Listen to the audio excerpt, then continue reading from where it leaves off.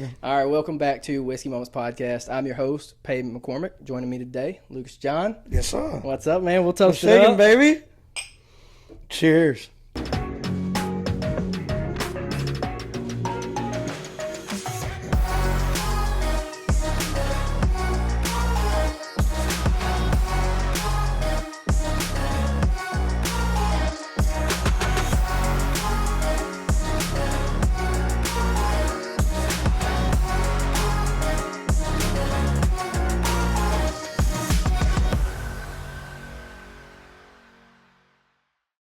So, we are drinking something different. I know normally I'm drinking Fireball, but Lucas brought some Rocktown. Rocktown Distillery, So, bringing the good times to the whiskey moments. And that's, so do we say it's Little Rock, right? Yeah, they are based in Little Rock. Yes, Okay. Sir. Yes, sir. All yeah, right. man. So one of the singles that I have out is called Little Rock, and I wrote that about an experience that I had. We were playing a festival in Arkansas for my buddy Lance Carpenter. On the way back, we made a stop, grabbed some food at this. So it was my lead guitar player at the time. His girlfriend was working at this food truck. We go to this food truck. Calm down. We go to this food truck, and we're just sitting there hanging out. And all of a sudden, like, this guy just walks out of the building that the truck is parked in. Yeah. And he's like, "Well, you guys look like a band." And we're like, "We are." And he was like, "No way." We're like, "Yeah." He's like, "Do you guys like bourbon?" We're like, "Yeah." And he was like, "Well, come on in. It's our 7th anniversary," or something like that. Wow. 6th or 7th. So we go inside, take us on a nice little tour. We get to meet the master distiller and like all the people that are working there. And so I just wrote that song after, all the experiences that ensued at that distillery. And I wrote that song, and that was 10 years ago. That was 2016. Or somewhere around there. And I wrote that song, and then I just had it, and I would play it at rounds, and it would do really well, but I just never thought about recording it because it was always like my silly song. Right. And then when it came back around time to get back in the studio with my band, The Delinquents, that was one of the ones that everyone was like, "Yeah, we need to do that one." Yeah. And so when we released it, I hadn't talked to Rocktown since, right? And we released it, and then they reached out, and they were like, "Dude, this is freaking awesome. Like, no way." And I was like, "Holy crap, you guys. Like, thank you." Like, yeah, I wrote the song 10 years ago, and finally just getting around to dropping it. And they were like, "Well, come on out. Like, we have a brand new facility, and we are just cooking with grease right now." Well, I guess cooking with grain.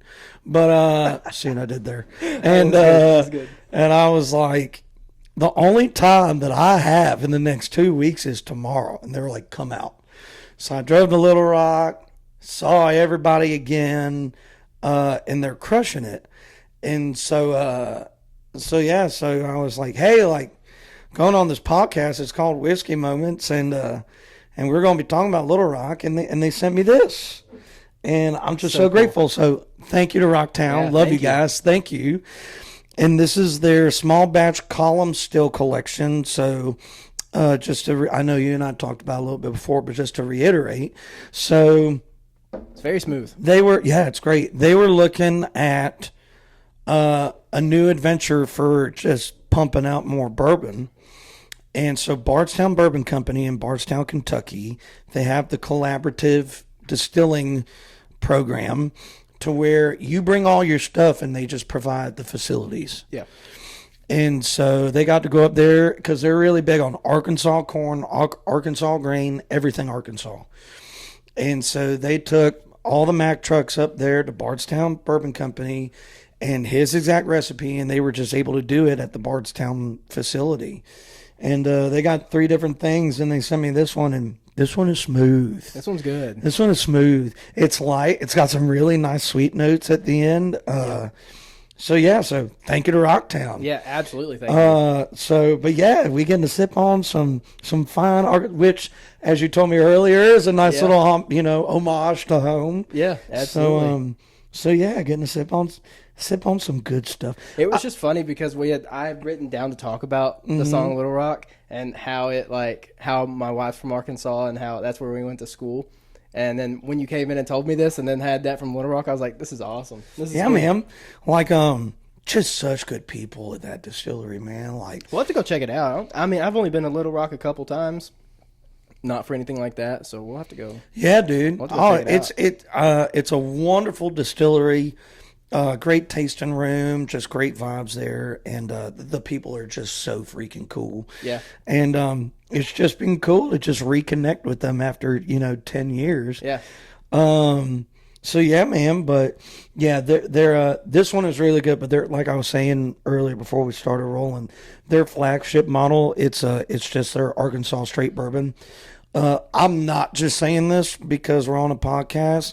That is my favorite that I've had, and it's just full of flavor, man. Yeah. And like I was saying, it's got that little bit of spice in it, but it's just full of flavor.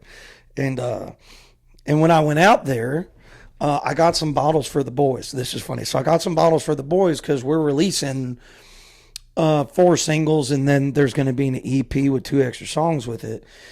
But I bought bottles for the boys, kind of like as a celebration thing. Yeah. Like, hey, we're kicking this off. And we played Whiskey Jam the day before the single dropped. And so we pull up the Whiskey Jam, and the boys ain't there. And I stop doing that to me. Man. Stop doing that to me. Stop coming on to me. Put you in time. I know, right? Like, buy me dinner first. But so I'm sitting there and I'm like all excited, and then the boys get there, and right before we go on stage, I was like, gentlemen, I just want to let you know it's sitting here, and I busted out the bottles, and it was so funny. My bass player was like, holy shit, this place actually exists. Like, because he was just like, I thought the song, yeah. He was like, oh, I thought you just wrote it. He's like, no way.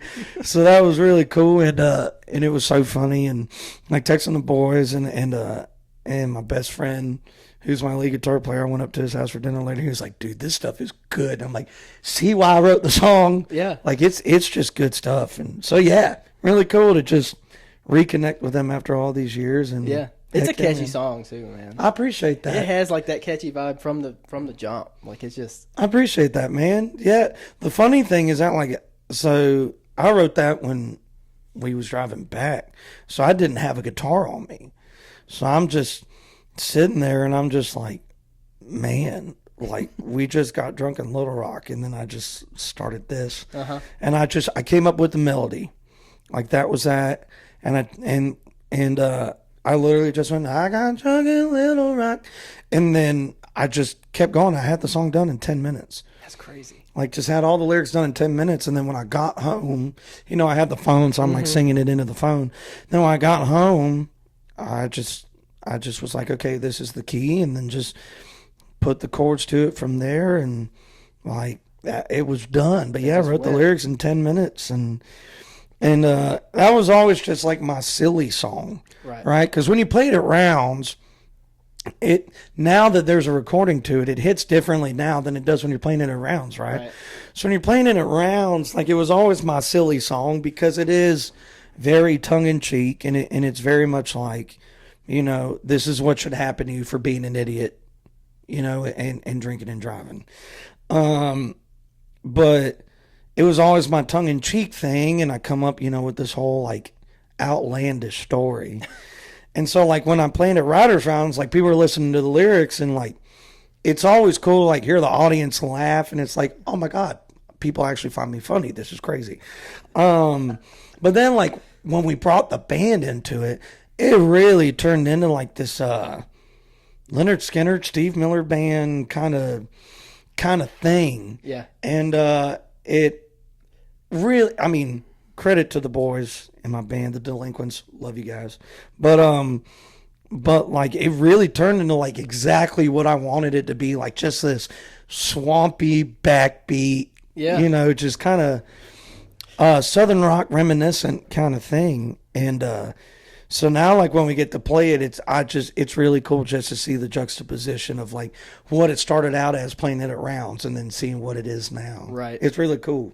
That song has had a cool journey over 10 years. Yeah, it's crazy because it doesn't. I mean, I haven't obviously like looked into your music that far back, right? Well, when there really isn't that much far back. Like Cue the Rain, I released that in 2016. Okay. And then I went home and I kind of went through my Chris Gaines era, and I was just trying out a bunch of stuff because I was back home in Virginia, and I was like, man, I'm not under the, spotlight of Nashville. Like, right. You've been doing this for a while. At that point, I moved home when I was 26, going on 27. I've been here since I was 18. So almost 10 years. Yeah. So I was like, you've been doing this thing for a long time. I have a bunch of influences from growing up. So I was like, let's just try out a bunch of random stuff and just see if that calls you to anything. So I took down Cue the Rain just to allow space for the trial period. And lo and behold, nothing worked. And it's not that it didn't work. There were some great songs that I wrote in that time, but it just didn't it was one of those things. It was a phase, right? Swoop, NTs with the tongue out. Like it was a phase. And that's all well and good. And I very much enjoyed being able to just have the space to try out different things instead of, I don't want to necessarily say that I felt forced, but it's very much like you're in Nashville. Right. You're kind of confined. I'm writing country, so if I'm not doing country, then people are like, well, what's going on? Right. Now, country music has grown so much since I left. And changed. I mean, since I got here in 2011, much less when I left in 2018. Right. So now there's so much more of an umbrella that you can kind of stand under. Yeah. But yeah, so I came back to Nashville in 2022, and I was playing lead guitar for Frank Ray. And when I got off the road with him, I just was like, I had this, encyclopedia of songs. And I was just like, man, these are the ones that I feel like if I put them out, I'm never going to regret putting them out. I'm going to be proud of them. Right. And they were all country and kind of country rock, southern rock, not like country rock, like, what is really popular now, like Florida Georgia Line or Hardy or like any of that. Those guys are fantastic. I freaking love Hardy. I actually had a random shot with him the other night. That's a story for later. But, I very much grew up on, I guess to dive into it, this always blows everybody's mind. So my grandfather on my daddy's side was the only one out of 10 not born in Sicily. Wow. Yeah. So I have that, right?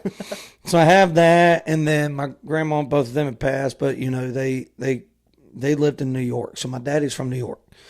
And so whenever I went over to Grandma and Grandpa's house, my daddy's parents, it was always Dean Martin, Frank Sinatra, the Rat Pack, Perry Como, Luciano Pavarotti, like stuff like that when I went over to their house. Lasagna, not necessarily Alfredo because that's not Sicilian. Right. But, but like Bolognese and stuff like that. The gabagool, like all that stuff, right? So like I was raised with that on my daddy's side. And then on my mama's side was the complete ass opposite of my daddy. So my mama was born in Newport News, Virginia. And my nanny and my pop, they're from Roanoke, Virginia.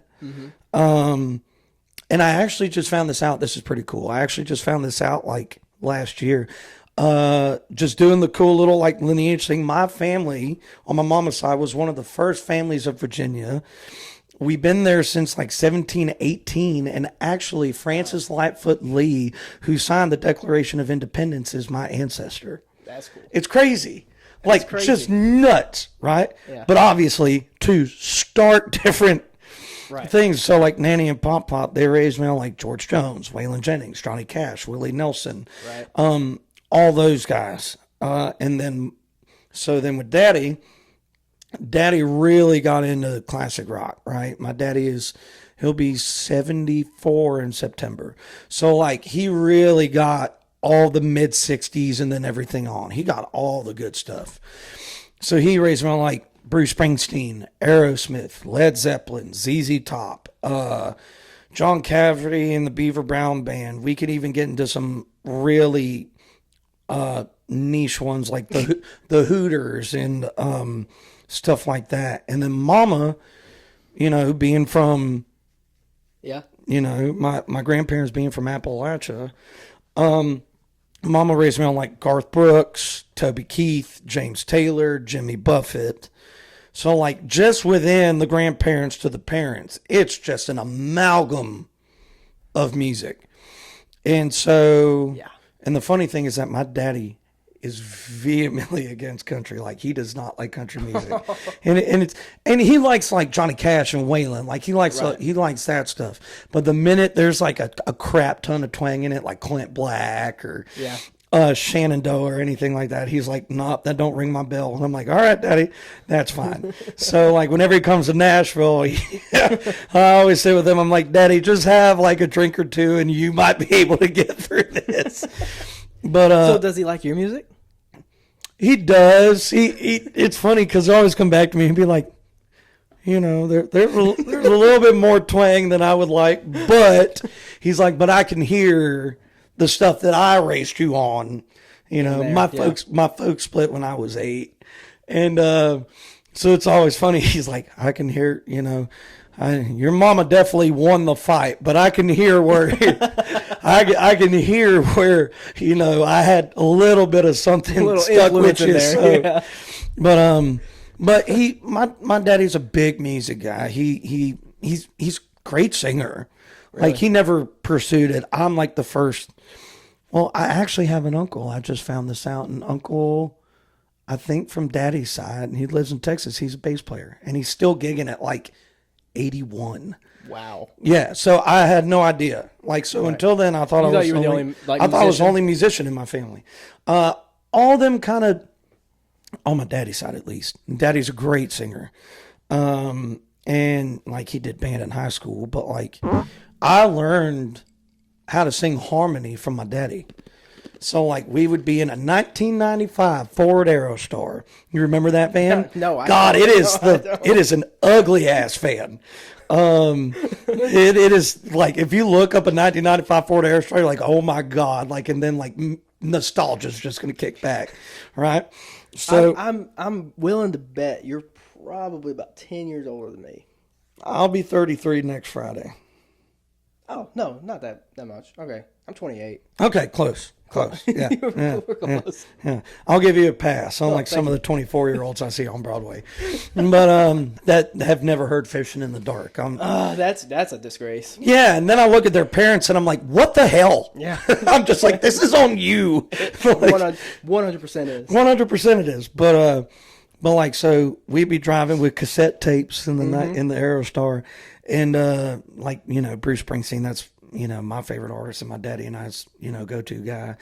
And I would sing the melody, and this is when I'm like 10 or 11. Yeah. I would be singing the melody because that's all that I knew, and my daddy would sing the harmony. And so I would just listen to him and be like, okay, I hear it. I see what you're doing. And then as the years went by, it would flip, and he would sing the melody and I'd sing the harmony. And so like, daddy had a lot of influence with that, but yeah, so like my country rock is like Steve Miller, Bruce Springsteen, Skynyrd, like that kind of classic rock, like the classic, not the Foo Fighters. The Foo Fighters are not classic rock. Like, stop with that. It's embarrassing. It's just terrible. But yeah, like that classic rock, and I just pull on stuff like that. Like Rich Girl, another one of the ones we put that one out in December. That one's very reminiscent of like Rick Springfield, like Jesse's Girl, kind of, kind of like that, the 80s, even some Jackson Brown stuff. Some of his 80s stuff, like just very reminiscent of like that solid 80s classic rock kind of stuff. So that's my side of the rock when it comes to country. Yeah. And in my opinion, There's not a lot of that kind of rock nowadays anymore. It's either super indie. Like, have you seen those guys from France that have like the paper mache masks and everything? Yeah. Point d'Argent, or however the hell you say it, right? Yeah. I can speak Spanish. I cannot do French. So, but like, it's either very much that, like very niche, very indie, and it's awesome. Like, those guys are really cool. I really dig their stuff. Or it's super heavy. Right. There's not really that. And I feel like, this is a hot take for you. You actually asked the questions. I'm going to ask you this. Oh, great. I feel like country has kind of filled that void of that in between since it has kind of evolved. Mm-hmm. I can see agree that. with that? You see what at I'm least, trying at to say? least to an extent. To an extent, Yeah. right? Like people that grew up, like my daddy that grew up in like, the 60s and 70s, like they would at least give it a listen, or like, they're like, I don't mind it because it reminds them of... There's certain elements with that, right? Especially people like Blackberry Smoke and stuff like that. But yeah, I would agree with that. yeah, there's a few guys that are really doing it, like Blackberry. Like there's a band called Sweet Honey. I believe their name is Sweet Honey. If you guys watch this, I'm sorry if I messed up your name. Dirty Honey. Fixed it. It's Dirty Honey. I know that for a fact. I fixed it. But they're like very Zeppelin, Aerosmith. Okay. Kind of sound. So there's some of that coming back, but for the last 10 years, I feel like there hasn't been. Yeah, it's definitely like died down. Yeah. So. Or there's bands out there that just aren't making it, right? Right. We don't hear them. Which is unfortunate. Right. Praying for you guys. I honestly think like rock, to an extent, just rock is that way. Yeah. Has gotten that way. You're not getting very many Motley Crues. I mean, no, man. Like, you know what I mean? Like, I miss those bands. Like, we're not getting any of that. And like, I feel like I missed out on that. Like, they weren't. Yeah. I didn't get to go see the grungy, like that kind of stuff. No. Like, I want to see a drummer tackle a guy in the crowd. Like, hell yeah. Off stage. like, I want to see. Like, I want to see that, but there's just not. No, I mean, and some of them are still doing, like tours. Oh, we saw Motley Crue like 2 or 3 years How ago. was it? Oh no. No, we saw. It was Poison, Joan Jett, Motley Crue. Okay. Joan Jett still has it. Joan Jett's still good. That was and Poison still has it. And it was Poison and Def Leppard. Yeah. Oh man, Def Leppard still has it. One of them didn't get to perform, either Poison or Def Leppard. I don't remember which one because the lead singer had to go to the hospital that day, so they like canceled his part of the show. I don't think that was Brett, so that might have been Def Leppard. Might have been. I can't remember. So we didn't get to see one of them. Yeah. Perform. That's unfortunate. Yeah. So, but we were. So I had bought Cason tickets to the band Camino and 5 Seconds of Summer. I love Ben Camino. They're great. Love Ben So Camino. they were at Ascend. This was like 2 or 3 years ago because COVID had canceled the concerts. So it was like a year later, right? Well, then her parents had bought us tickets for the Motley Crue, Poison, Joan Jett, and hell yeah, they did both on the same day. But they so I told her, I was like, well, we got to pick because they start at the same time. So I told her, I was like, look, we may never get to see these people alive again. Like, we may never get to see them. And that's what I would have said to you. And so I was like, we have to go. Like, we can see 5 Seconds of Summer and the band Camino again. I almost said El Camino.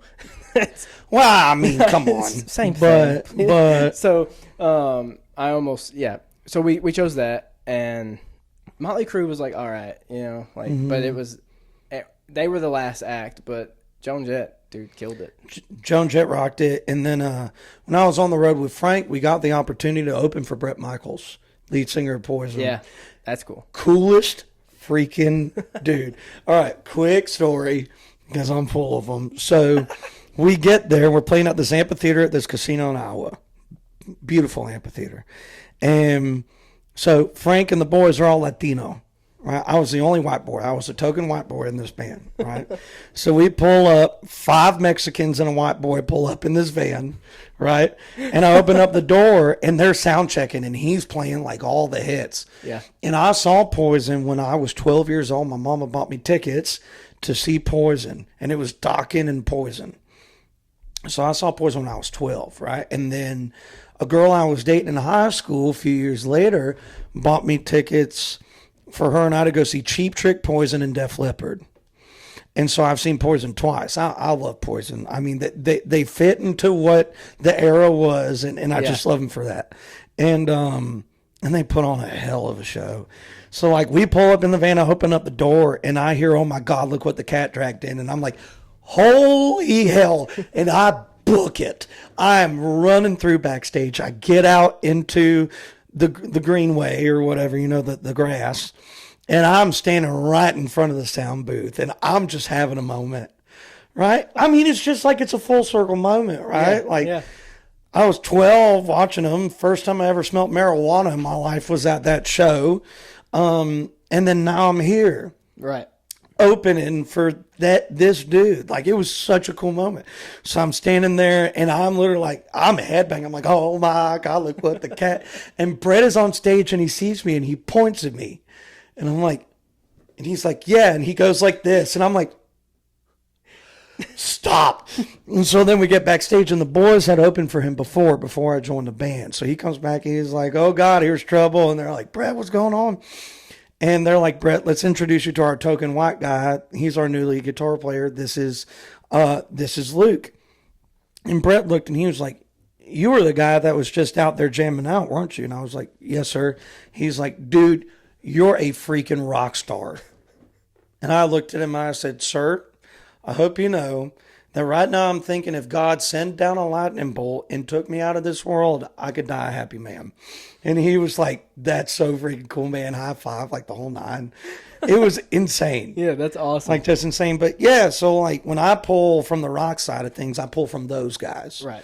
Because that's just what I grew up on, man. And Yeah. so that's half of my raising. And so now, like, especially with the band, with the Delinquents, with my band that I play with, they all kind of have very similar. It's really cool. So, like, two of the guys are music school nerds that really love, like, the niche jazz and fusion. And Yeah. bass player does that, but he also was on tour with a metal band, like, open for, like, Seven Dust and all that stuff, right? So he loved a bunch of similar influences there. Drummer, Chicago boy, really into the fusion jazz stuff, but he's a big blues guy, obviously being from Chicago. Yeah. Big blues guy. Lead guitar player. He's from BFE, Illinois. I'm talking BFE, Illinois. Like, you drop through and it's like, oh my God, I'm in Arkansas. But like, and his favorite band's the Eagles. Like, he is Eagles nonstop, right? Eagles and country. You planning to go see them? He's seen them like 6 times in the last 2 years. Like, anytime he's been to the Sphere twice in Vegas. See him. They bought tickets for them coming to Nashville. They're coming to Nashville. Yeah. Like, anytime they announce a show, he has bought tickets. And he's missed some shows for that, and I'm not mad at him.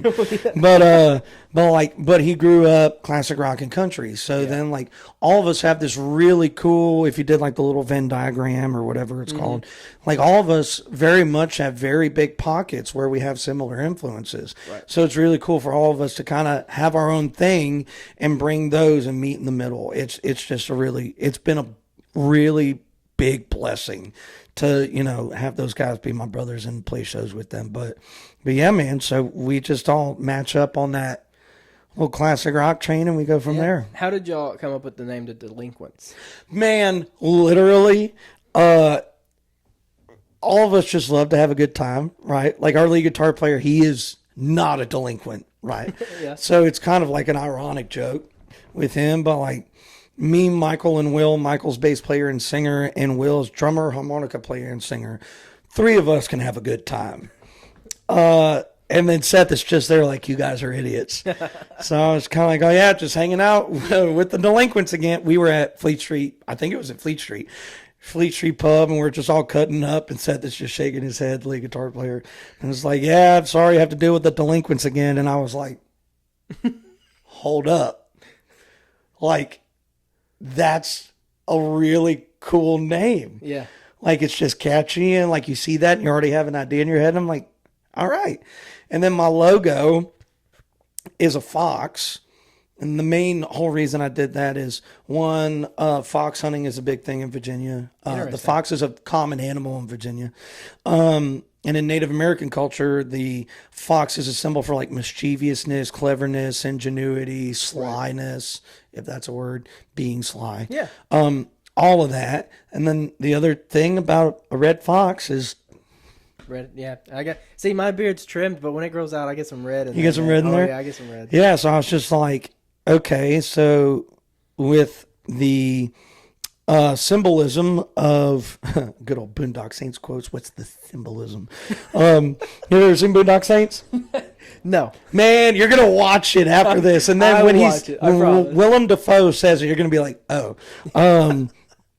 With all of the symbolism of the fox in, all sorts of different cultures, with the name The Delinquents, it's just too good to pass up. Yeah, it's a cool name. I like it. Yeah, and so it's just, so it's the three of us that are really delinquents, and then the lead guitar player is just by proxy along for the ride. He's making sure that y'all don't cause too much He is trouble. dad. He is dad for the band. But yeah, so it was just literally from the three of us cutting up afterwards and him just shaking his head and me being like, sorry, I got to hang out with us delinquents again. And I was just kind of like, snap, there it is.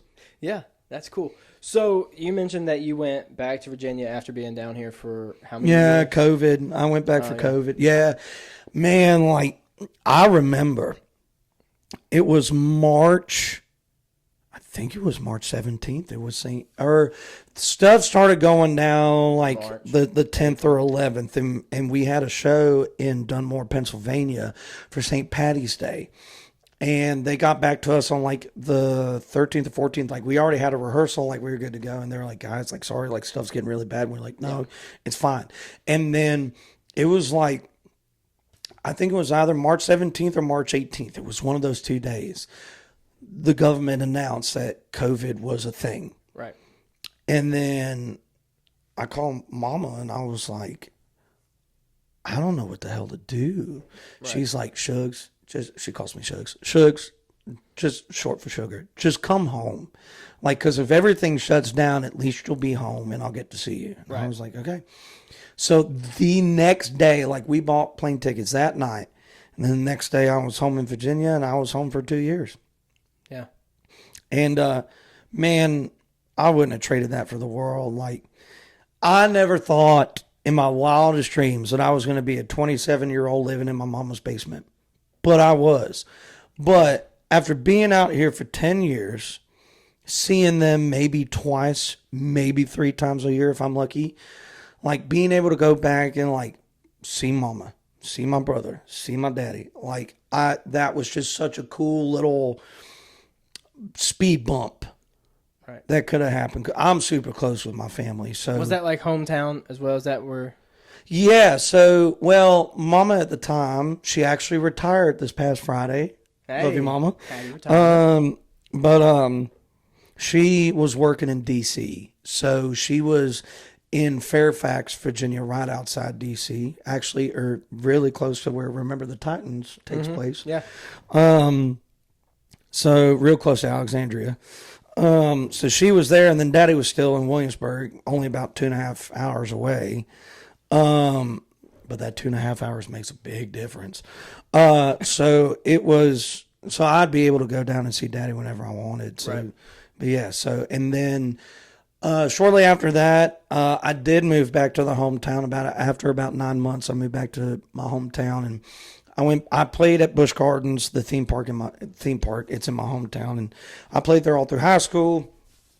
They found out I was back in town, and they were like, "Come back," and I was like, "Well, why not? Why not? I'm here." Yeah. So I moved back to my hometown, and I worked at Busch Gardens, and I worked at a distillery there, and I worked at a brewery there, and I just, I got to be back in the hometown for a little bit, and that was really cool, and I'm very thankful for that time. Like, it was hell for everybody, right? It was hell for everybody, but for me, being able to, like, it was a homecoming, like being able to just come back home and actually have time back in the hometown like that was really special. And I'm really grateful for that. So, yeah. So, That's crazy. We were the opposite. Yeah, really. We moved to Cookeville, Tennessee. Yeah. February, Valentine's Day, February 14th, that weekend. Oh, my God, right before. Of 2020. So, yeah, I had just gotten a job, and like a week later, COVID hit. And I was like, oh, this is going to be interesting because we have no family here. Like all of our families, my family's in Missouri, hers is in Arkansas. Right. And I was like, well, and we had only known each other like 5 months, and we were like, let's just move states. So, well, it worked out. Oh, I told her, I was like, we're about to find out real quick if we like each other. I was like, we're going to find out because we're going to. And yeah. I love it. It was crazy. Luckily, the gym, I was working at a gym, and they were like, we're going to give you a key. You can get in anytime. You can work out during the day. Just make sure you lock it behind you and don't come at night so that people don't try to come in. So makes sense. I was like, I told her, I was like, I'm going to the gym. Like I got to get out. So I went to the gym, and then we were only off work for like a month. They like allowed us to come in and work. I don't know if they were supposed to, cool. but they did. Wow. We were cleaning gym equipment and can't change it now. Exactly. Yeah. And I didn't tell them what gym I worked for. Oh, there you go. There you go. No. just absolutely crap on another gym that's not. No, it wasn't. But yeah, so it was completely opposite for us. We barely went home during all that. I remember one time I went home and I needed to get something from my parents' house. And my mom like brought it out to me with a mask on, gloves, and like Lysol wiped it off, set it down in the carport, and like backed it. I was like, chill out, like it's okay. Yeah, we had some of those moments too, especially with my nanny. My nanny was still living then, and right, you know, she was mid 80s, and she was, you know, my pop died in 07, so she had been by herself forever, and she doesn't really get out, so the immune system adapts to where you're at, and so it was one of those things like, okay, like with nanny, yeah, well, I saw everything down. Got to be careful, you know, just where trying you've been. Trying to protect the matriarch here, but yeah, with like, you know. It was just so fun, like seeing that time, like looking back on it now, it's so like. There's so many things it's just like that don't make no sense. Like, Mom and I would come home from the grocery store and she'd put it away and I'm like, you ain't going to clean it? And she's like, why would I clean it? I'm like. Well, people put it out. Right, like and it's been out in the air and all this stuff, and she's like, people. You know, Shugs, I never thought about that. I'm like, we never did that either. It's crazy. It really is. You know, there's a couple things where I just sit back and I'm like, there's a couple plot holes in this movie that I'm seeing right now. But either way, you know, we all made it through it. You know, those that didn't, you know, we're missing them. But it's like, you know, the ones that made it through it, it's just one of those things you just kind of, it's like Voldemort. It's like the time that shall not be named. It's just kind of like, it's just a blip. It's so weird too, because when you think like anytime there's like I have like a weird memory and I'm like looking back, I'm like, that was during COVID. Why do I know? That was during COVID. And I'm like, man, COVID was like a weird, like, that's going to be in history books. Like, it is going to be in the history books. People. But man, the one thing, you know, you actually, I think, will remember this because you're only a little bit younger than me. It's like I hadn't seen like people work together like that since 9/11. You know, like I really hadn't seen people in community, stuff like that. Of course, there were people that were like, this is a hoax, and there were people like, this really is not a hoax. But no matter what side you're on, like they still came together and worked out. And people are like, look, if this is if you're not comfortable with this, then I'll match you where you're at. Right. The minute I leave, I'm going to take off my mask. But if this is where you're at, then I'll be there. People like really work together, and that was something I hadn't seen in a long time. And that was cool to like have history kind of not repeat itself, but you know, just the community and the country kind of come together. That was a cool thing to see again. And then it was also cool when it was done. Everybody was like, "Thank God, I can finally take this mask off." I know, and like everybody was just kind of like, no matter what side you're on, they were like, "We're all good now. Like let's just pick up where we left off." And that, you know, I mean, a lot of people made. It sounds weird. Made a lot of money during that because they were all like. Made a lot of TikTok creators out of it. Like it made a lot. Well, that was a big thing. Because like you couldn't do anything else. Without COVID, I don't think the social media presence would have really. Maybe it would have gotten there in time, but because of that, you know. Well, people had time because you couldn't do anything else. Well, right. Like I did a lot of live streams during that time because it was the only way to play. Right. So I really think that COVID is very responsible for the sway in dependency on social media that there is now. Right. Which is a good thing and a bad thing. Right. I'm one of those guys that's just kind of like, man, I hate this crap, but I got to do it now. Uh-huh. you know, and it's all well and good, but it also, much like you mentioned earlier with like the rock bands that never really got the chance, it is providing a platform for these people to have even somewhat of a chance that they wouldn't have in prior years. Because so, everyone's releasing music on TikTok, just trying to trying to get the bait, just trying to get people hooked. And I mean, it worked on me a few times. I've downloaded some songs out of COVID 100%. I had never heard before. So 100%. But crazy. man, it's wild when you see the cause and effect of things. You see the butterfly effect with stuff, but yeah, I mean, without COVID, I really don't think podcasts because podcasts were like kind of present, but not really. But then the minute COVID hit, it was like boom, man. And they have like really surged recently. Yeah, they're like, I mean, you could almost go knock doors and find people with podcasts now. It's crazy. Well, I mean, it's funny, dude. It really like is. The other day, I forget who I was trying to George Strait. I was trying to find a George Strait interview, and there really aren't many. Yeah, there's like maybe 3.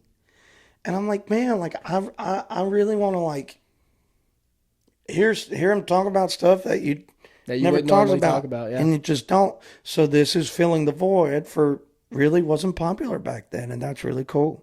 Yeah, it's cool. That's my hope for like most of the artists I've had on are still kind of like up and comers. Yeah, and I'm hoping that like one day they'll be way up there, and people will watch back and watch this 100% this crazy episode when they had there's a footprint very few thousand followers, and then they watch it, and it's filmed in the shoddy guest bedroom, and then they look at the episodes like later, and now it's in an actual studio. Well, yeah, or something. It's really cool to see channels like that grow, man. Right. So yeah, it's I don't know. Yeah, doing this, I guess it's kind of like a savings account with a high APY. Dude, you're just kind of like, it's so 20 years from now, something takes off, and it's like, oh, snap, I just got a surge of all. And goes, That's what I tell all the artists. I'm like, hey, one of us is bound to make it, like, big time, and when one of us does, it automatically takes the other one with it.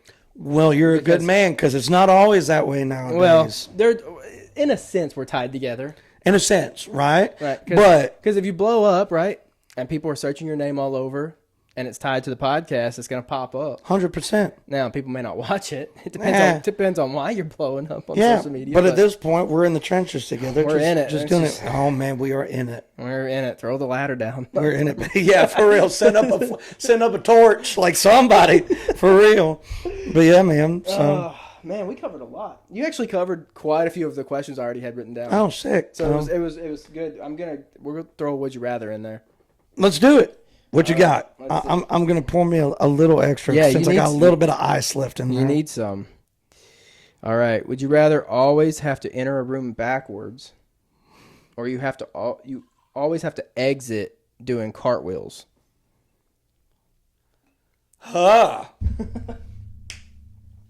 This is going to surprise you. I'm actually very introverted, so I'd rather walk into a room backwards. Yeah. Cartwheels brings too much attention. Well, I also feel like, man, if I had to, I might kick a door frame or something. So I'm like, well, you're taller than me. That's assuming that I can do it. Right. the right way.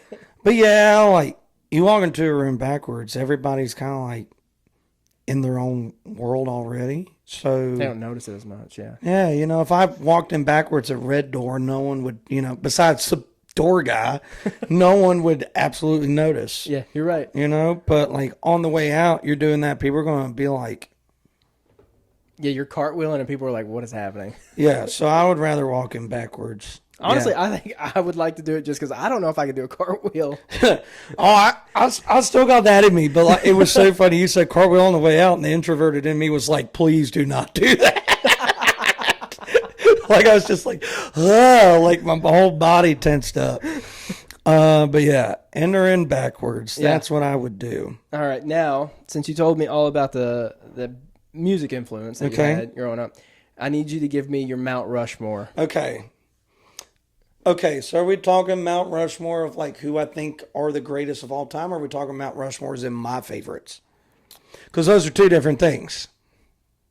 Well, or I can do both. Greatest of all time is kind of subjective, right? Because it would be your greatest of all time. Look, if anybody that's a country music fan does not say George Strait, then it's wrong, right? 100%. That's what I'm saying. So it's like, I feel like you have to pick which genre you want to do your. Okay, I can do country and rock. Let's do that. Okay, let's do so that. are we doing my favorites or are we doing greatest? My opinion of greatest of all time. Let's do your favorites. Okay, my favorites. Bruce Springsteen, 100% is without a doubt on there. I know a lot of people, especially in the country realm, not a huge fan of Bruce Springsteen because of his political things, and I firmly respect that. I'm a music person, and when I listen to it, I'm old school, right? Because nowadays, because of social media, everything is tied together. Right. With me, I'm kind of like, okay, to an extent, those are your beliefs. That's fine. Your music is a separate entity. It's its own amoeba. Right. And I will connect with your music. I may not connect with you as a person. I'm not going to support Jeffrey Dahmer if he puts out music, right? But I'm like, but you might like the tune, Yeah, but at the same time, that's going to be like, I'm not going to listen to the music because of who it is. Yeah. But to an extent, even if you and I have opposing beliefs, your music is a separate entity, right?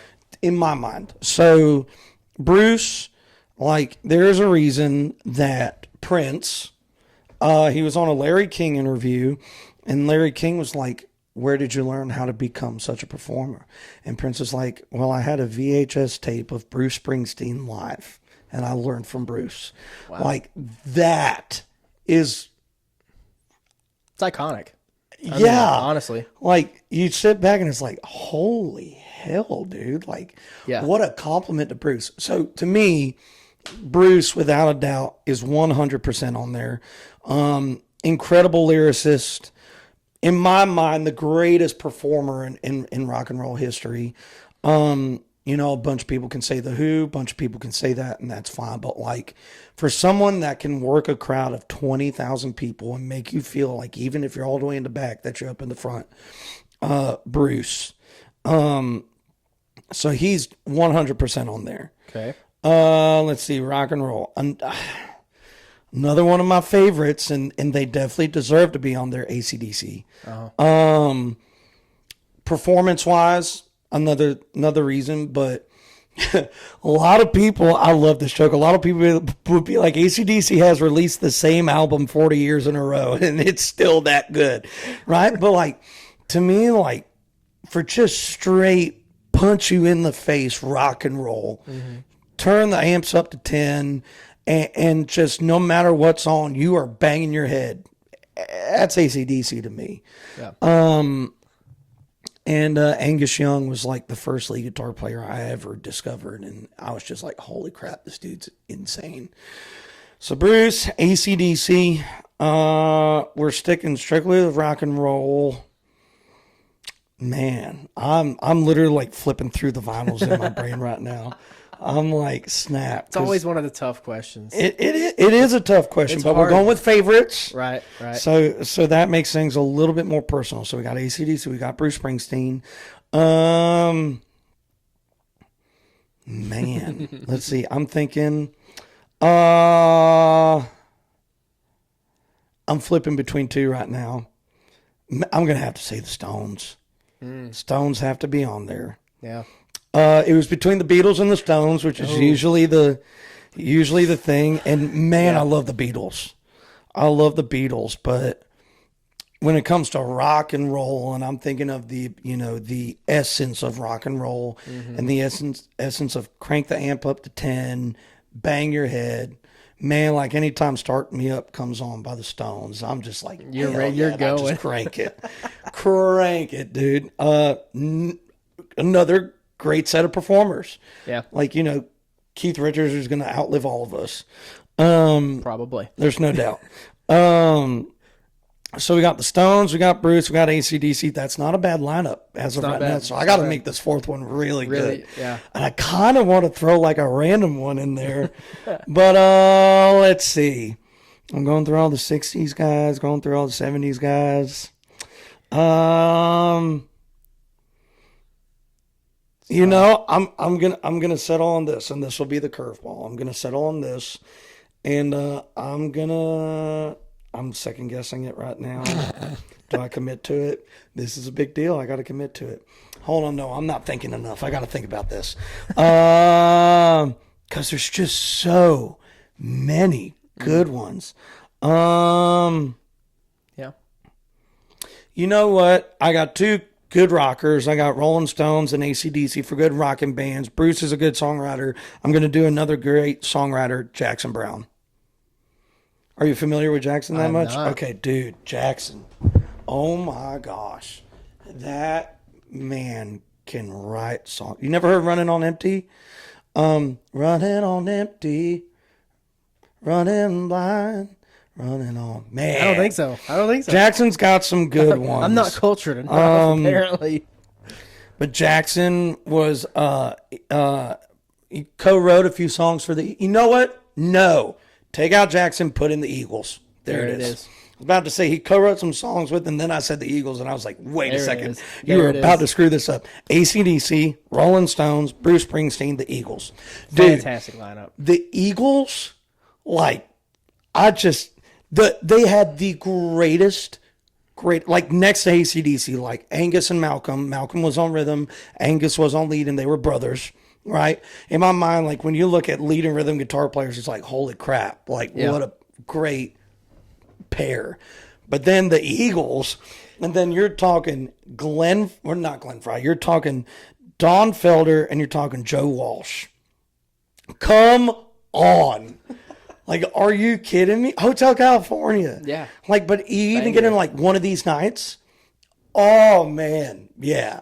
Like, you are getting into, in my mind, because I'm a nerd and I'm a musician, some of the best arrangements ever in classic rock history. And then some of the best guitar solos in classic rock history. Right. Some of the best harmonies in classic rock history. Like, yeah, that's a solid favorite. Mount Rushmore, AC/DC, Bruce Springsteen, the Eagles, the Rolling Stones. Man. So now... Country. Favorites. George Strait. No question. Yep. There's no question. The first time, I'll never forget, like, growing up, listening to, like, Waylon and Johnny and Toby, and, like, I was like, man, these are some great songs. And then I think I was, like, 12 or 13. Mm-hmm. And I think the first song I ever heard by George Strait was I Can Still Make Cheyenne. And I heard that song, and I was like, fantastic song. Yeah, my friend Aaron Barker wrote that. I became friends randomly throughout the years. I got paired up with Aaron Barker to do co-writes, and he calls me little brother. I call him big brother. Like, yeah, so I've gotten written with him many times. Fantastic song. And he wrote that with Dean Dillon, if I remember correctly. But I heard that, and I was like, what have I been missing out on? Yeah. Right? And then that's when I did the deep dive into everything else. But yeah, George Strait, number one, no question. Right. You will not argue. Next to him is Waylon. I'm sorry, Waylon. For me, like, I love Willie. Like, I love the Highwaymen. Like, let's just get that straight. Yeah. Love the Highwaymen. Yeah. Right? Those guys are the epitome of country. But Waylon, to me, he's a delinquent. Like, I really love just the edge and the rawness. And he was so is Willie, but fantastic guitar player. And he just had this swag, man. Waylon just had this swag. And the first time I ever played the Grand Ole Opry, when I was playing with Frank, came around to sound check. And I was like, this is a big moment. You are never going to forget this moment. And I never have. Yeah. And they were like, all right, stage right guitar, time for sound check. And the first song I played was Only Daddy That'll Walk the Line, Waylon Jennings. That was at the Opry. I was like, yep. And that's the first Waylon Jennings song I ever heard. And that was with Nanny. And she had passed since then. And so I was like, okay, like this is it. So George Strait, Waylon Jennings. Oh man, you're getting into some. Keith Whitley. Keith Whitley. Like, what's the old joke? Keith Whitley song comes on, you don't skip it. Like, is that the old redneck joke? But it's like, man, Miami is my favorite. Well, it's my number 2 80s country song. That's my number 2 80s country. Did that come out in 90? We're going to have to look it up. But, like, in my favorite country songs of all time, that is number 2. Like that is so key. But his voice, Yeah. like there has not been a voice like that since. Right. You know, and just such a short time on this planet with us. But damn it, if he didn't put out all the heaters within the time he was there. Right. And he was with us. So Keith Whitley, George Strait, Waylon. That's another great lineup. So we really got to close it off with a good one. Oh, man. Toby Keith. Take it back to my raising. Toby's in mine. Toby. Yeah. Like, man, I was raised on the Shockin' Y'all album with I Love This Bar and Whiskey Girl. Whiskey Girl is my favorite Toby song, like, ever. She's my little whiskey. Oh, yeah. Ragged on the edges, girl, but I like them rough. Oh, it's so good. But man, like, I was raised on that album, and then after that, like, I went to a deep dive of Toby, and, man, he's got this, why is the name of the song escaping me? It's like, it's reminiscent of, like, Country Club. I'm trying to remember the name of it. Red Solo Cup. But yeah, I mean that's a good one. But like even like Who's Your Daddy or like Living My Who's This Man Living My Life. That's a good one. It's about him driving back past his wife and him split. The story, his wife and him split. He's driving back his old house and he sees like the kids out in the yard. That's my dog. That's my car. That's my house, that's my car, that's my dog in my front yard. And then it's like, who's this man living my life? Because she found someone new. Man, that's a good one. You got it, but number one for me has to be Courtesy of the Red, White, and Blue. I mean, we played that one today, this morning. Right? Like, Courtesy's a good one. Courtesy's a good one. But man, yeah, like if someone's like played Toby, I'm always like, can we please play Whiskey Girl? Yeah, that's a great song. It's a great That's a great song. album. Yeah, American Soldier's on that one. Soldier's good. Yeah. But man, yeah, Toby, like another one gone too soon. Yeah, absolutely. And just the minute he started singing, you're like, Toby Keith. Yeah. I mean, Man, so many bangers too. Let's just call out the one that everybody knows should have been a cowboy. It's like, good God. Right? Like, yeah. I will never get tired of that song. Such a good song. Right? He's got so many good ones. He had so many good ones, dude. But yeah, there's my favorite country Mount Rushmore. That's a good one too. Toby Keith. Yeah. Keith Whitley. Two Keiths in there. Toby Keith, Keith Whitley, George Strait, and Waylon. Like that's solid. Yeah. See, I'm not a big Waylon fan. Man, there's some bangers in there that I need to get you on. It's only because I wasn't raised like that far back on country. Same with like Keith Whitley. Like I never really we didn't really listen to that. It was mainly like probably early 2000s country. Okay. So yeah, I'm with music. I'm very much a historian. Yeah. And I love tracing everything back. And I have a good buddy of mine, Justin Reed. In my opinion, he should be the next host of the Grand Ole Opry. He should, because he is such a student of country music. Yeah. And he got me on Al Dexter. And it's like this, I think it's like 1942 country. And like they have, I think it's not I think it is an accordion. But they like have some random instruments in there. Yeah. But he had the song Pistol Packin' Mama. I don't know if you ever heard drinking beer in a cabaret. Drinking beer in a cabaret. Man, I had some fun. Till one night she called me right, and now I'm on the run. Lay that pistol down, babe. Lay that pistol down. Pistol packing mama. Lay that pistol down. That was good. Yeah, I mean, and then the next line, drinking beer in a cabaret and dancing with some blonde. Until one night she shot out the light and bang, that blonde was gone.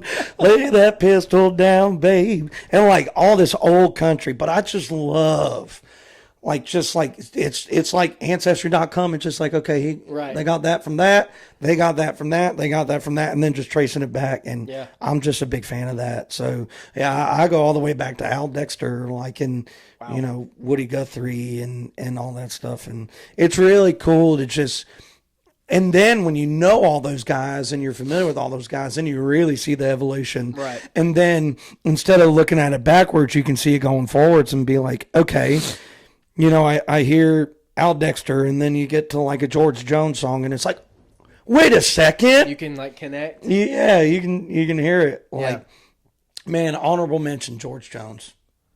There'll always be that. You'll be Honorable driving mention home George after this, and you'll be like, there's another one. Don't F this up, dude. Yeah, honorable mention George Jones. I mean, one of the greatest country singers of all time, but yeah. So I'm a big country music historian. So music historian. I just love going back and that's two solid Mount Rushmores, though. Not bad. That's not bad. Not bad. There's a few of those that haven't been mentioned before. I like comparing them to like what other people have put up. What have other people put on there? I'm interested. Oh man, country's going. I've had Ernest Tubb. Oh well, okay, yeah, that's only once, but man, I'm trying to think. I mean that's another one of the forefathers of country music, right? I mean, I've had some crazy ones because I've had people that are not just in country, so like that, dude. I've had some rappers get put up there from people that are in kind of that genre. Okay, hell yeah, not necessarily in that genre, but more in. They lean that way as far as like their musical influences. Yeah, right. Okay, that makes sense. Right. I mean that I have had Florida Georgia Line get put on a country Mount Rushmore. Man. And it's for people who are from, it seems like more up north, and the first music they were introduced to was well, dude, let's put FGL, let's put it this way, right? Like we opened for T-Hub when I was on the road with Frank. And T-Hub Tyler Hubbard is one of the nicest dudes I've ever met in my life. When we pulled in to load in for the show, it had rained the night before.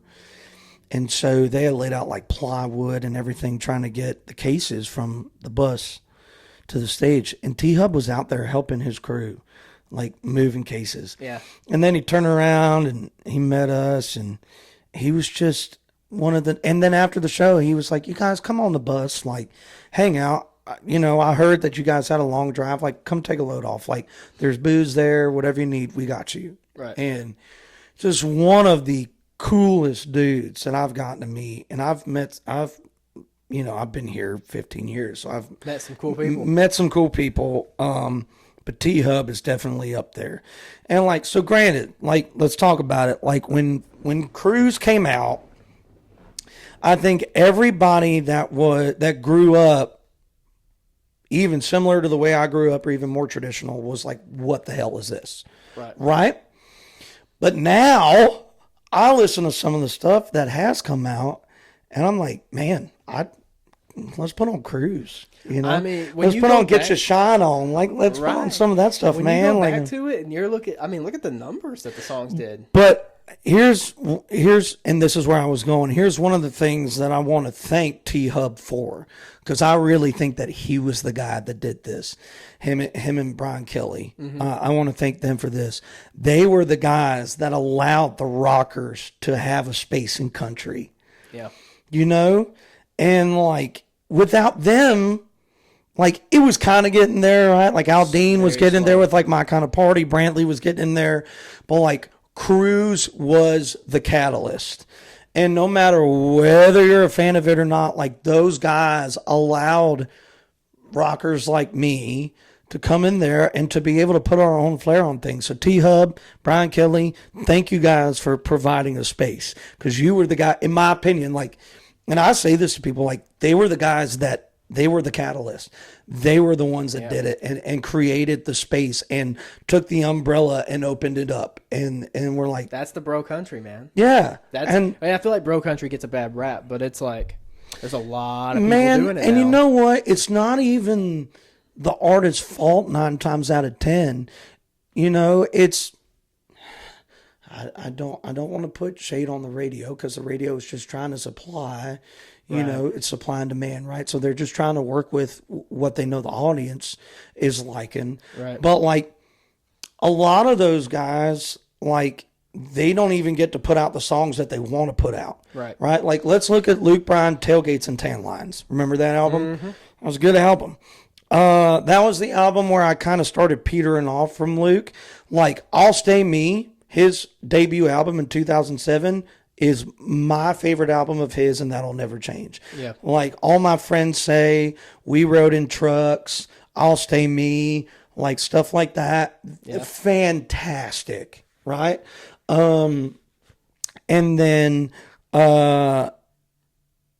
what is it? Doing My Thing? Was that his second album? That was the one with Rain Is a Good Thing. Do I turn such you a good on song. and on when I kiss you, baby? Like, I used to sing that song with my iPod Nano on my 3-wheeler. man, talk about the Nano. But like, yeah, dude, like that. And then Tailgates and Tan Lines came out, and that was Country Girl, Shake It For Me. I don't want this night to end. A sleeper on that album that I really like is Kiss Tomorrow Goodbye. That's one of the up-tempo ones. But my favorite song on Tailgates and Tan Lines is a song that a friend of mine, Aaron Enderlin, wrote. It's called You Don't Know Jack. That song, I know that song. is perfect. When you think about a country song, that song is perfect. Mm-hmm. Like, Aaron, I'm telling you, you wrote a perfect song. She also wrote Monday Morning Church for Alan Jackson. Like, I mean, come on. Like, talk about another incredible song. Another artist that could arguably be on Mount Rushmore. Yeah, man. Like, he's one that gets mentioned quite a bit. Yeah, whenever somebody's like King Country Music, it's usually the three. It's George, it's Garth, it's Alan. And all of them have a right. But like, man, in my mind, like George, there's no question. Yeah, George is on right? mine. So yeah, but like if you had like a triarchy instead of a monarchy, right? You know, it would be those three guys. Like, right. you know, yeah, that makes sense. They would be leading the redneck Illuminati. Like, but for sure. But like we should start a group. But yeah, Redneck Illuminati. Redneck Illuminati. Could you imagine what that looks like? That scares me. I kind of want to. I kind of want to find it out. You know, it's like a 15-foot high bonfire in the middle of a triangle. Yeah, exactly, right. But but yeah, like You Don't Know Jack. But the thing is that radio had to push the up-tempo ones. Right. So like some of these guys don't even get a say. Like this is going to be a completely different thing. But John Mayer, I love John Mayer, and Your Body Is a Wonderland. He was like, please do not put that one out. He was like, I don't want to be labeled as emotional coffee shop guy that's sitting in the corner. He's like, there's so many other songs besides Your Body Is a Wonderland. And radio's like, no, we're going to push Your Body. They dropped it without him knowing. Wow. Right. And then that's what set him off. Yeah. So like, you know, a lot of these guys with bro country don't have a say in what the song is, or they have the album and they're like, well, yeah, that one's good. Like it's a jam, but this one I put my heart and soul into. And then the label's like, nah, screw that. We're going to go with the jam one. And so always. Like they don't really get a say. So it's, you know, you're only getting 1% of what the artist, you know, with radio, with what the artist is actually putting out. Right. But you know, with the gatekeepers that there are, like it really is a trickle down effect. Like, the label, you know, said no, and then, you know, the label pushed this, and then the radio, you know, station is like, okay, well, we have to play this because you gave us this, right? And then they're stuck with the song that, you know, bust out for the people. Right. But, like, I don't know if that was the case with Cruz. I don't know, but I mean, just to tie with a bow with that conversation that we were having, like that opened up the umbrella, and that provided the opportunity for people who have a little bit more of a rock edge to them to come in and do their thing. Right. So like people can talk shit on them like all they want. That's all well and good. And I'll admit when that first came out, I was like, what the hell is this? Right. I think everybody was kind of shocked by it. Well, yeah, but somebody's got to do it. And they have the cojones to do it. So like, and it took off. And they come out with, they had some bangers after that, dude. I'm telling you, like all their songs are in my Lake playlist, man. Like that is a Lake what's the one? Song. That fireball whiskey whispers. That's how we do it around here, dude. I still crank to that one, like so good, man. Like that's just like they're geniuses. They are, right? Like in T Hub, like I know Brian was definitely a co-writer on some of that stuff, but I know that T Hub he's like he just writes nonstop. I don't ever think he takes a pen off paper, but like I think he's just walking around just like this, and it's just like fluid, right? Or like a oh, this is terrible. What was the famous intellectual that was confined to a chair that he had a computer talk? Stephen Hawking. There it is. He's like Stephen Hawking. He's just got a computer attached to him, and it's just recording everything he thinks. Tyler, I'm sorry. He's comparing you to Stephen Hawking. Genius. You're right. Okay. Intellectual genius. You are correct. Legacy, right? You think Stephen Hawking, you think Einstein, like, come on, like, let's go. Like, T-Hub, don't listen to this naysayer. I'm hyping you up, baby. That's so wild. But like that provided a place for Hardy, right? I was going to tell you that story with Hardy, right? But like that provided a space for Hardy. And man, 100%. You talk about a songwriter in nowadays world, man, Hardy just rocks. And I really didn't get into Hardy until the Rock album, Like a Rock, or The Rock, I think it's called. And my best friend from high school, he was like, dude, you're a songwriter. Hardy is a songwriter. And I was like, I'm going to give it a shot. Man, from the first Truck, that's the first song on that album. And from the get-go, I was like, man, I really dig this. And then Hardy comes in, and I'll just listen to lyrics, and I was like, holy shit, this dude's a genius. Yep. Right? And then Like a Rock, the last song on the album. Good. Like a Rock's good. Like, that is, Hardy, I'm going to hype you up now. Like, because we got drunk the other night together. Like, and he probably won't even remember me. He'd be like, oh my God, yeah, that's that dude. But like, you talk about like Dean Dillon. Like the greatest country songwriter, one of the greatest country songwriters of all time, right? You talk about like Shane McAnally, right? You talk about Aaron Barker. You talk about these just incredible country songwriters. He is in league with them, like in my mind, because he can do everything. He's done Up Down. He's done the Morgan thing, you know, but like you listen to his own stuff, and if you just take it as a songwriter, it's a crash course. I mean, didn't he just write MacArthur? I think he did, yeah. It just came out with all of them. It's like Tim McGraw, Morgan Wallen, Hardy. Oh, yeah. I haven't heard it yet, Church. I haven't heard it yet, but I don't know, don't quote me on that 100%, but I was listening to Sirius XM, and I'm almost sure he came on and said that he wrote it and was like, we got to get all these guys on here. And when I saw all the names on it, I was like, that's wild. That's wild. It's a good song, though. It is a great song, but dude, like, Hardy's a rocker like me, man. So like, what is it? Is it the Mockingbird and the Crow? Is that what it's his sophomore album. I think it is the Mockingbird and the Crow. I think it. When you get into album names, you lose me. Hardy, I'm sorry if I messed that up. I'll Venmo you later for my mistake. I don't have your Venmo, but I'll, figure it out. Find it. I'll donate it to somewhere. Donate to you getting a different truck than a Ford. But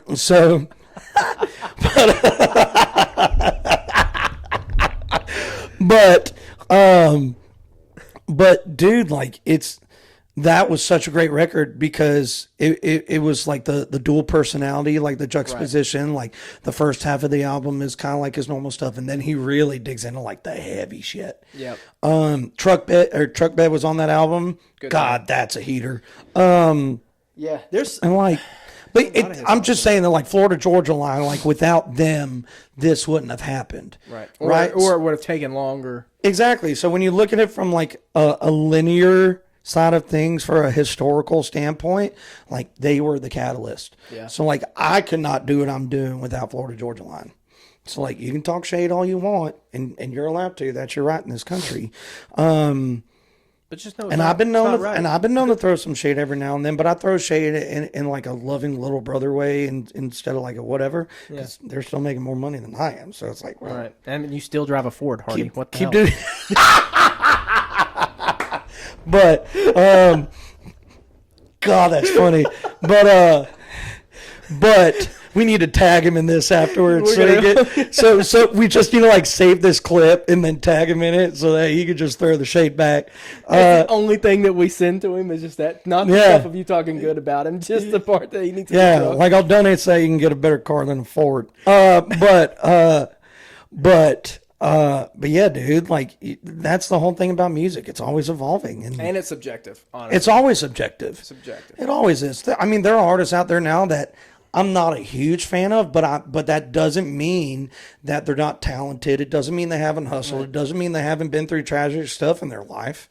It just means I don't connect with your music, but that's okay, right? Like, It doesn't mean you're bad. It just means that no, my taste is different than that's others. all it is. And it's kind of like one of those things like you don't want everybody to love you, Right. Because if everybody loves you, then everybody's lying to you, right? So it's that same thing, man. So Yeah. so yeah, like, but That's why if you're Morgan Wallen, you have to throw a chair off a balcony or a rooftop, so that there was too many people liking him. He needed to have that was the time. He needed to have some people. But you know what? I'm a stand up for Morgan in this thing. Preface this with Morgan's earlier albums I'm more of a fan of. Yeah. He still puts out like some sleepers, like on his last album, Superman. That is a incredible song. Good song. And the boy's talented as hell. Yeah, he is. Like, he can sing his face off. But Morgan Wallen throws a stool off the roof, and then everybody forgets about Randy Travis walking naked into a gas station. I didn't even know about that. You didn't hear about that? I didn't hear about that. Everybody forgets about that. And then everybody forgets about like the famous Johnny Cash thing with the prison photo. I'm like, okay, maybe it's a little different because there were people that he could have endangered potentially.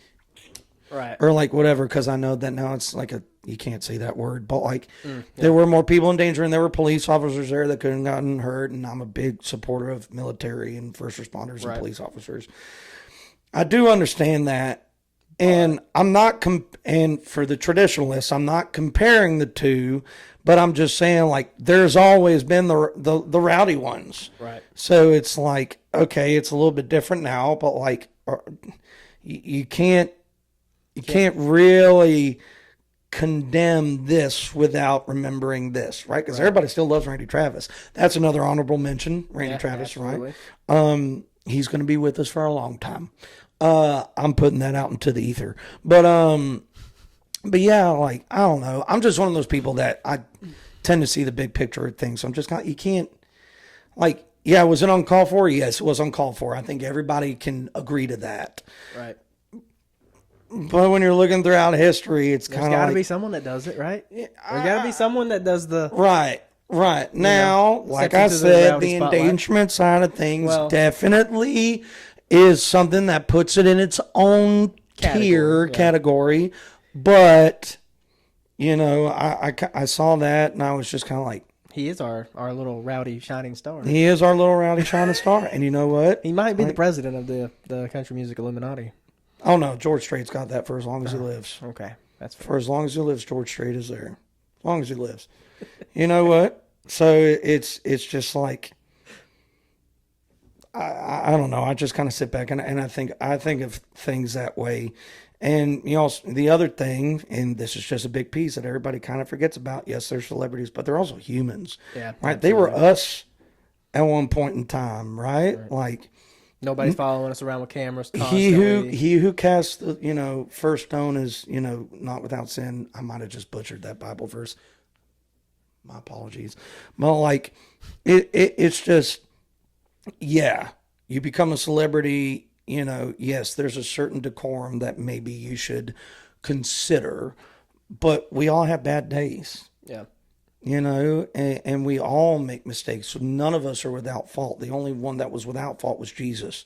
So it's like, it's just kind of one of those things like, man, we're just all humans, dude. Like, let's make sure that he knows that was jacked up. Right. But then like, let's just, move past it. Yeah. Let's just move past it. So there's that. Thank you for coming to my TED Talk. Very good. But yeah, dude. So it's just we just went from music to like psychology. We're kind of going into all of it. We'll go back to lightning bugs. We'll pivot. Oh, all right. Let's talk lightning bugs. What did you think when the first time you listened to it? I'm curious, and give me your honest opinion. If you didn't like it, it's not gonna hurt my feelings. It like sparked my attention. Not to the point like Little Rock, right? Like Little Rock caught my attention because of the title, right? Because it resonates, right? So I'm like, when I type your name in Apple Music, that's the first one I'm listening to. Yeah. Lightning Bugs, though, I think it took me a couple listens, but I like it. Okay. Yeah. That's fair. Yeah, I like it. Yeah. But I'm cool. That with a lot of songs. Like even Like Morgan Wallen's album. You gotta listen to it 12 times, but it takes you 3 weeks. Yep. Well, I mean, when you listen to it a few times, you're allowing the opportunity for you to get into the mindset of where the artist was at when they release it, right? You hear different lyrics each time. You 100% different. Resonate it differently. Yeah. It's like a good fat ribeye. You got to let it marinate. Yeah. But no, I appreciate that, dude. The thing with Lightning Bugs was, I was dating this girl at the time, and I was just on a roll with writing songs. I had written "Rich Girl." I wrote good English. That's Virginia education. But I had written quite a couple songs. I was on a roll, and then I was sitting on the front porch of the house I was at the time, and I just saw the Lightning Bugs, and I was just like, people talk about them all the time, but I don't think there's ever been a song called Lightning Bugs, and I didn't know, and there may be. I haven't looked, but I was just kind of like, man, like let's just do that. And then when I was thinking about it, I was like, let's do something different, different than what I usually do.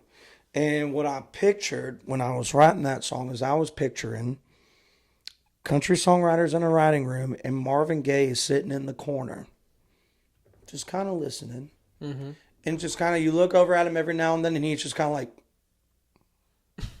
and then he do something else. He's kind of like. That's what I was picturing, and so I just tried to do that because the song is about like escaping and having time with your wife, like, or your significant other. So it's like it needed to be sexy, and what's sexier than Motown? Let's be real, right? Yeah. So I really just sat back, and I know quite a couple Motown songs, so I know kind of the chord progressions that they kind of sit in with that, and so I just used that chord progression. I was like, let's just make the song sexy. Let's make it different.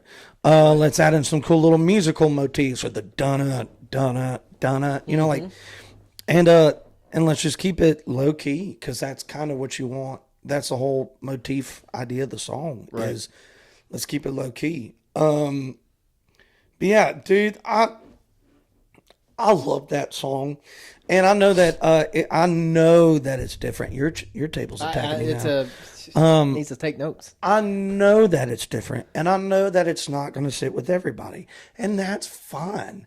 But like, I listen to that song, I'm just kind of like, damn, that's sexy. Like it's just kind of, but it's not sexy in like a girl. Let me take off your dress or like whatever. Right. Like another song that follows similar chord progressions, but definitely is way more twangy, is "Getting You Home," Chris Young. Yeah. Right? It's the same chord progressions. It's a 2-5-1 for the music nerds. It's a 2-5-1, which is what I did with Lightning Bugs. And it's way more twangy, right? But that song is sexy, right? Right. And I wanted to try to make it more of like a Motown kind of sexy. Right. Which I know not every country person is going to get with. But I couldn't do that song any other way. Yeah. My conscience would not let me do it any other way. And I'm really proud of it. Like so our producer, Jared Stong, love you, bud. He's not a country guy. He's not. And when I sent him the songs that we was wanting to do, he was like, man, I think this is my least favorite.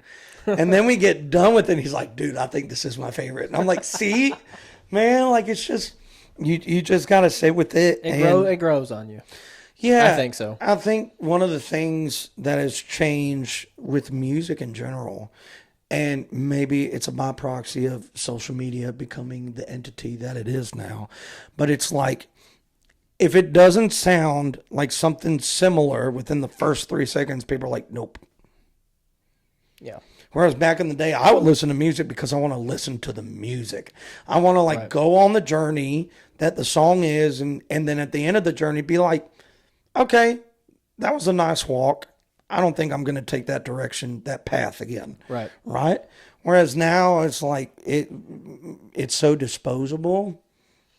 But my thing is, I want to create music that sounds like the songs that I grew up on. Yeah. And I know for a fact that if I do that, then I'm going to be proud of them.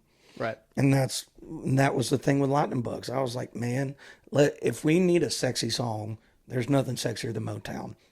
I will argue with that till the cows come home. It's just not. Yeah. So I was like, we just got to channel that the best way that we can. Absolutely. And I think, in my maybe not so humble opinion, but I think that for just trying to just in the sense of capturing that entity, I think we did a pretty good job. Yeah. But I'm glad you like it. Yeah. So it released February 2026, right? Yep, that was released in February.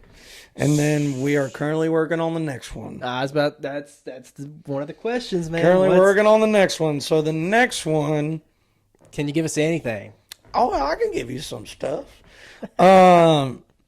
Next song is definitely lyrically kind of in the same vein as Little Rock. Maybe not structurally, but the story. Okay. Definitely more in the same vein as Little Rock. Okay. Let's see. How would I describe it? I would describe it like if Luke Combs grew up on a swamp. Because he's from Appalachia, right? He's from Boone, North Carolina. But like, if Luke Combs kind of had a little bit of like some like blackberry smoke, kind of just swag, just kind of essence, you'd kind of be around there. Okay. It's the lead lick is Swampy. And that song will actually be the first song that I've co-written with anybody released. The other three I wrote so Little Rock, Rich Girl, Lightning Bugs, I wrote by myself. Okay. So this will be the first one that I co-wrote. I wrote it with Kellis Collins and Liz Hengberg, Girls Love You. And there are also two other redheads. So that's interesting, having three redheads in a room. But but man, yeah, like we wrote that song, 2017, 2018. Wow. And I've just always liked this one. This one is a headbanger. Yeah. So do you have a rough time frame on when you're looking at releasing? Well, hell, we're gearing towards the end of March now, so probably mid to late April. Really? Mm-hmm. That's when we're looking at. We still got to do the guitars for it. My lead guitar player, Seth, he and his wife just had their first baby this past Friday. Oh, yeah. I'm an uncle now. There you go. I have a niece, Nora. She's perfect. So we were fixing on doing guitars like a few days ago, and then Nora was just like, "Yeah, I'm ready to come out now." Yeah. Nora was like, "Rain check." Yeah. Nora was like, "Guys, I'm ready.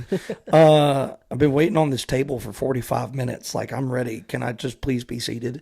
And so she came on Friday, and so we texted each other and we're like, "Well, guess we're gonna have to push it back a little bit," because we all went in. We recorded 5 songs, and there's going to be 6. We decided to add a 6th on the EP. But we went into Dark Horse Studios, and we recorded the drums and the bass. Seth and I played along we did it kind of differently than normal. And I'm all about that because I'm up with coming up with cool stuff or doing things different. But we went to the studio, and so we recorded drums and bass because we just needed a great room for drums, and Dark Horse definitely has that. Drums and bass together so that they're playing in sync, and if they come up with ideas, they can do it together. Right. And we played along with them so that the energy was there. But just because of the time that we had at the studio, we were like, look, if we get good tones here, we'll keep them. If not, we can just overdub them later. Right. So we have the drums and the bass together. And then Seth and I go in and we track the guitars together. So that way, 1, the energy is there because he and I are in the same room. 2, if he and I come up with ideas, we can do stuff. And then 3, he and I have time to figure out parts. Right. So that way we can actually like tackle this in a somewhat schematic way. Right. So we were planning on doing guitars this past week, and baby Nora decided to make an appearance. Nice. Decided to make an appearance. So we're a little late on the draw. Sorry for my 5 fans, but so probably mid to late April is when that one will come out. You said EP. Mm-hmm. Now, we planning on releasing singles up to? So there's going to be 4 singles, and oh, I almost dropped the name. That was bad. Oh. Yeah. There would have been. So this next single will be the last single before the EP. And then the EP will come out and there will be 2 songs. And we're doing that because the 4 singles and even the 2 unreleased, they're all very different. Yep. Like they kind of have their own little life. And I love that. Because I grew up listening to records where all the songs, maybe they had a consistent theme, but like some of the songs were really different. Right. And I also wanted to showcase the flexibility that we have as a band. But the bottom line is that I just didn't want all my songs sounding the same. Yeah. I just didn't. And so Little Rock is very different from Rich Girl, is very different from Lightning Bugs, is very different from go ahead. And it's very different from the 2 that'll be out on the EP. But we just wanted to get 4 out, and then we'll drop the 2 bonus, the 2 unreleased ones, and then it'll kind of be a full, what's the good word I'm looking for? A full little jukebox, a loop box, if you will. There you go. A full little jukebox of different songs for different moods. Yeah, I like that. Yeah, because granted, some of these things are kind of tailored to the powers that be, so the artist may not have as much of a say in it. But while I'm unsigned to a label, at least, I'm a music fan. So and as an artist, I kind of want to explore, okay, how can you make this sound like you, but make it different? Right. Instead of every single track sounding the same. Yeah. So I'm fully in that era of just because everybody says that now. I'm fully in that era of just exploring it and just trying out different things. Yeah. And I'm totally okay if one flops. There's no skin off my teeth. That's awesome. I'm excited for it. Well, thank you. Well, that one's a fun track, man. Like that one's, it's just greasy. Yeah. Like the lead lick in it is just greasy. I love it. So that one will be fun. I'm excited to do guitars on that one. Yeah. So you got any other fun questions for me? Oh yeah, I got another one. All right, come on, talk to me. All right. Would you rather live in an all-glass house or a house with no windows? All glass house. Really? All glass house. I like the sunshine, man. Yeah. And if I have a choice on where the glass house is, then I'm going to pick a beautiful plot to where, I just love the scenery. So I'd rather see that. Yeah. House with no windows, I get depressed in no time. I think a all glass house would be really cool, like when it snows. Oh, you see that's the AI stuff on TikTok all the time. Right. It's gorgeous. Yeah. But I ain't Bruce Wayne and I ain't ready to live in a bat cave yet. Like that just maybe that would help me out with my power bill. Maybe, keep everything cooler right all year round. But no, I'd rather be able to see the sunshine and be able to see the water and stuff like that. So I'll go with glass house. I think I'll go the same way. Yeah. If I had to. You said. Can you imagine house with no windows, and I just I got sad. I was like, that just don't sound right. Well, good. Now we're gonna get to this one. I got one. Oh, let's go. I got one more. Would you rather high five everyone you meet or hug everyone you meet? Oh, the introverted me is last right now. It's just kind of which is crazy, right? Like as a musician and being on stage, but here's the way that it is for me. When I show up to a gig, people know that I'm going to be there. So then there's really no ice that I have to break, right? So at that point, I get on stage. Everybody knows that I'm supposed to be there. I know that everybody's going to be there. So there's that, we are here for the same thing. Right. That helps me. Yeah. If I'm walking into a bar and I don't know anybody, I will not say hi. And to the bartender, I'll say hi, of course, because he and I are there for the same thing. The ice is broken.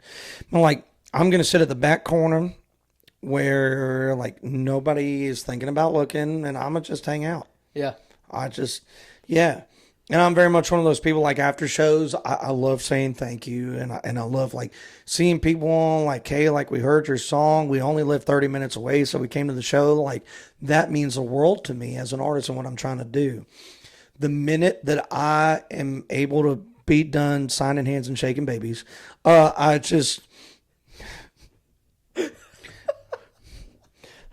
love that. I love the reaction, right? Because it's shaking hands and signing babies. But I don't shake babies. I don't do that. Actually, you have to show up to you have to go to a show to find out if he does or doesn't. It's a figure of speech. No, you don't have to do that. Oh, I love kids, man. I love kids. So if they're there, I'm just kind of like, I just love it, right? Because they're soaking everything up like a sponge. Yeah. Besides, the people in the back that get pissed that we don't have any Morgan Wallen in our set. But I'd rather talk to the kid. But so yeah, but like the minute I'm done with all of the necessities, like I'm straight, like please don't call me, please don't text me. Like I need to veg. I need 3 pounds of Chick-fil-A food and Lord of the Rings. I'm a nerd and Lord of the Rings, and I need nobody to talk to me. I'm just done. Like my social battery is just capped out. So to answer that question, and neither is not an option. High five. Quick and easy. Go with the easiest one, right? Quick and easy. Just like, so dude, and then dip. And then dip. Yeah. Like I'm gonna have to go with that. Yep. You said you were a nerd, so like Harry Potter?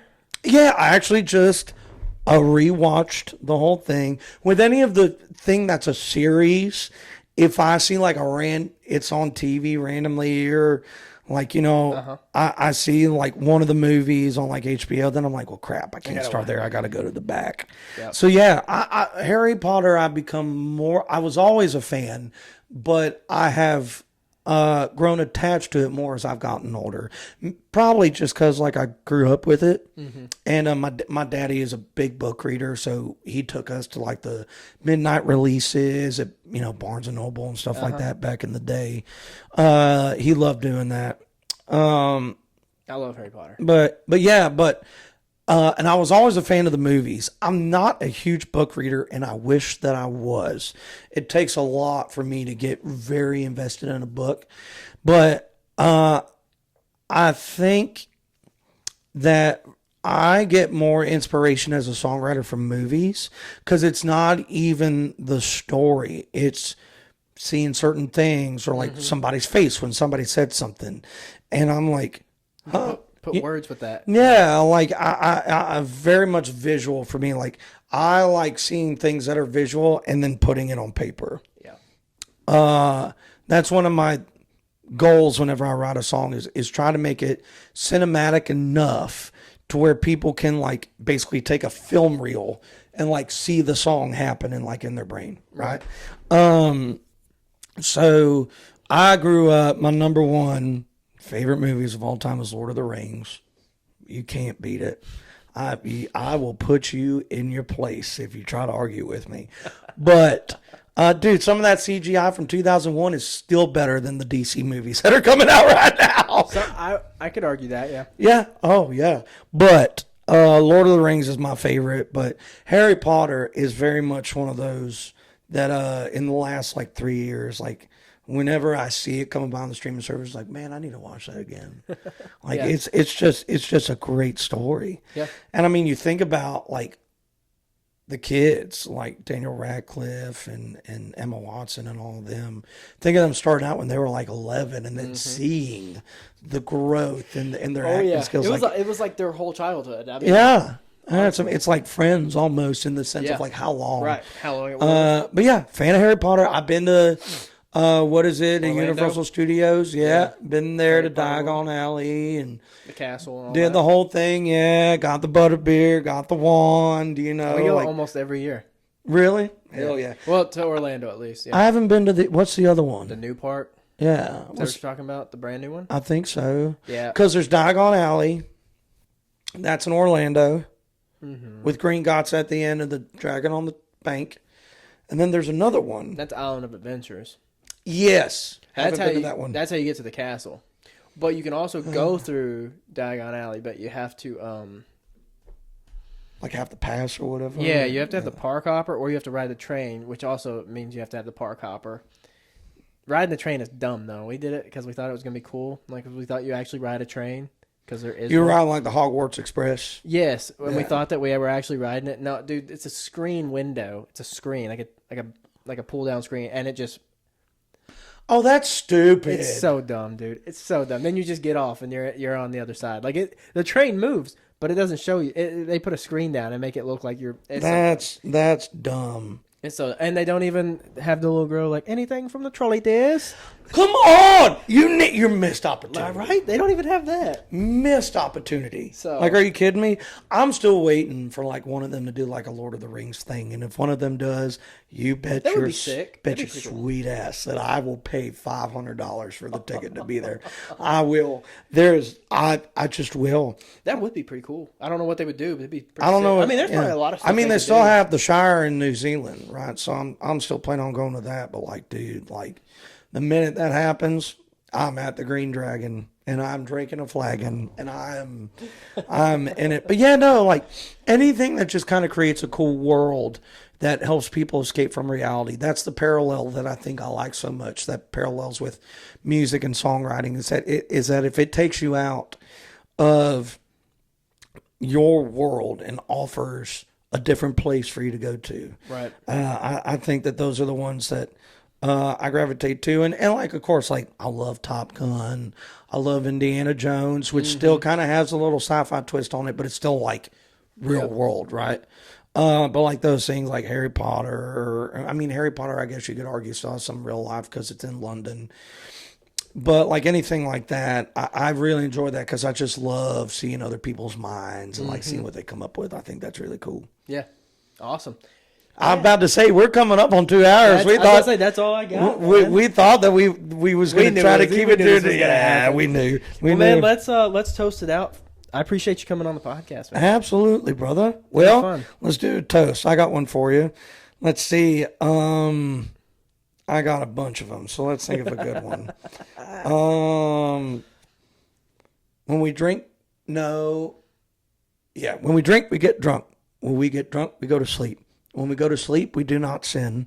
And when we do not sin, we go to heaven. So let's get drunk and go to heaven.